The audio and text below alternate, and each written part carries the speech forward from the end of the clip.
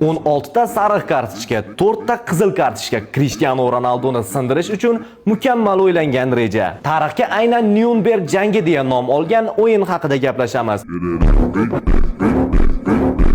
16 ta sariq kartochka, 4 ta qizil kartochka, mushtlashuvlar, qo'pol zarbalar va dahshatli jarohatlar. 2006-yilgi jahon chempionati nimchorak finali. Portugaliya va Niderlandiya to'qnashuvi. Hammasi Gollandiya bosh murabbiyi Marco van Bastenning aniq topshirig'idan boshlangan edi. Jamoaning eng katta yulduzi bo'lgan Cristiano Ronaldoni to'xtatish reja aynan mana shunday edi. Murabbiy tomonidan topshiriq shu darajada aniq ediki, o'yinning 6-daqiqasidayoq Cristiano Ronaldo UFC uslubidagi juda ham qattiq zarbani qabul qilib oladi va hakam raqib futbolchisiga faqatgina sariq kartochka ko'rsatadi.